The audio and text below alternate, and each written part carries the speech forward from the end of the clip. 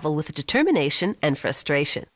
The first snow machines trudged through winters awkwardly and slowly, but by the late 1950s, new technologies and materials emerged to make snowmobiles that could blaze through the snow with increasing ease and comfort. Snowmobilers often face rugged terrain.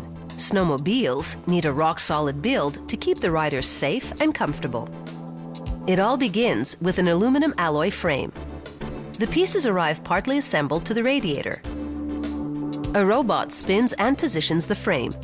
A computer-guided frame rivet machine punches holes and inserts rivets directly into the frame with great precision. This process bonds the parts tightly so they can't vibrate.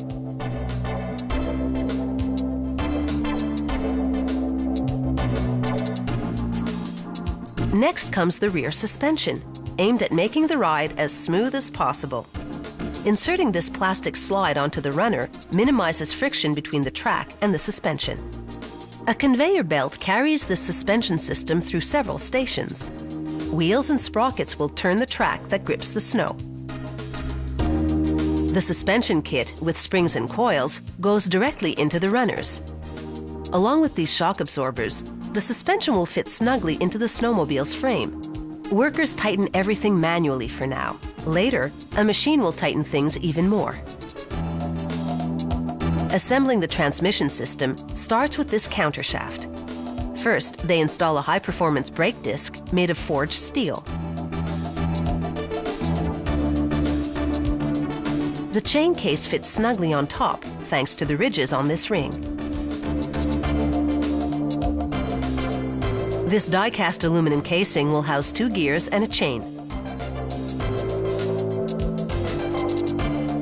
This bolt connects to a spring that keeps the gears and chain tight as they turn. The chain tightener must slide smoothly back and forth in its groove to keep the chain's tension even. This test checks that the spring expands and compresses properly. Now comes the oil gauge. It's essential that oil lubricate the parts thoroughly because the motor will generate a lot of friction.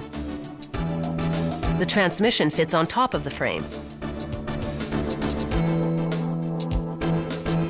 These coils, springs, runners, and wheels fit easily into the rubber track.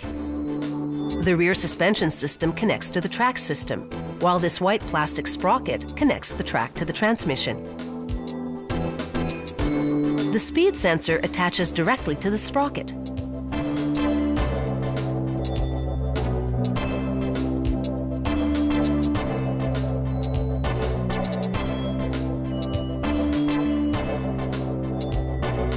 Four high-grade steel bolts anchor the rear suspension system to the frame.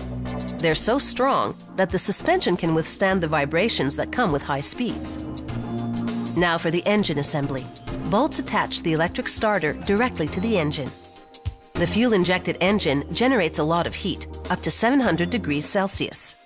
This shield has layers of insulating wool that act as a heat barrier to protect the driver from scorching hot exhaust. The engine's made of cast aluminum, so it's relatively light, just 45 kilograms, and it propels the snowmobile up to 200 kilometers an hour.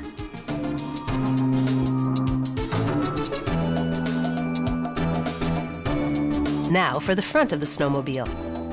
This front suspension system requires a different assembly from the rear one. A hoist brings it all together. The gas tank is made of lightweight molded plastic rather than metal. The throttle controls the speed, just like a gas pedal in a car. They install the throttle assembly and a few more functional details.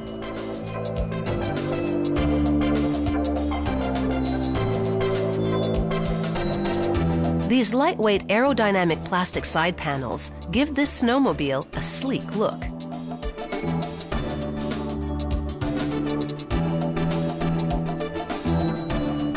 And now, the final step.